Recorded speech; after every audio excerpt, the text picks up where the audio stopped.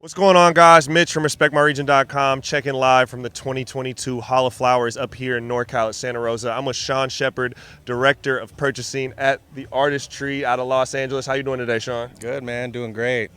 Awesome, man. Well, it's Hall of Flowers season. You're coming out, checking out new products and all that. But before we get into that, man, can you break down kind of the Artist Tree family? Obviously, you guys have, I believe, 3 dispensary locations and a lounge. But give me the lowdown on the Artist Tree. Yeah. So we started about 3 years ago in West Hollywood with our flagship location.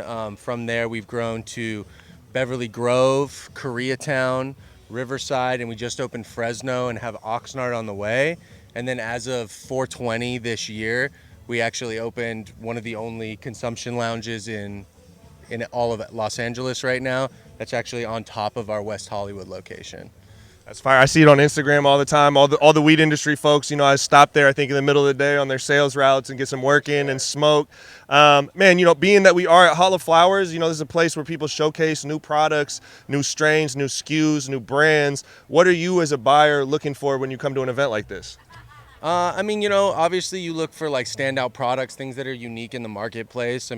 California's cannabis culture is very developed at this point, and you start to see saturation in certain categories. So of course you look for like standout products that are unique, things like cross joints, things like just things you don't see every day, especially for the lounge environment. Stuff that we're looking for is things that are applicable to really taking just smoking in a restaurant, taking it from that to like an experience, right? So we're really looking for like lounge centric products right now, which are on the rise as lounge licenses become more applicable and granted more and more. Brands start to look for how can we take our products and make them lounge centric. So that's really what I'm here for today.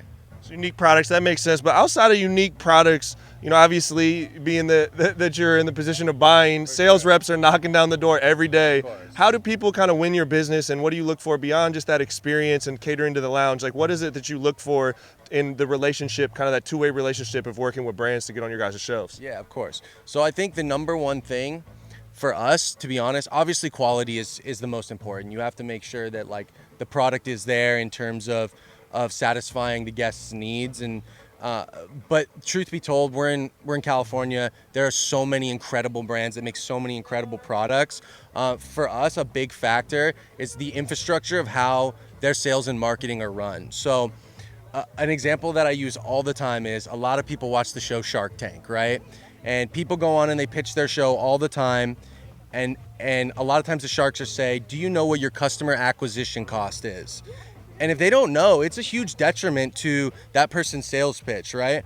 My experience is a lot of cannabis brands really don't understand their customer acquisition cost in today's market. California is very saturated with a lot of brands that are all great, but they're all competing for the same business. So a brand that comes in, sits down with us and says, we know what it takes to get someone to turn from what they already want and look at what we have here. We know what that costs, and we're prepared to do that with a plan of action. That to us shows a very professional, high level of business, which in today's cannabis market is what you really need to have that upper edge. So that's a big factor of what we're looking for. I think it's, if you don't know your customer acquisition cost, how can you set an appropriate marketing budget? And if you can't set an appropriate marketing budget, how do you know if your product is really doing the best that it can, or if it's just being under-marketed, right? So that to us, and you can really tell when you sit down with someone and you start getting into the meat and potatoes of it, you can really tell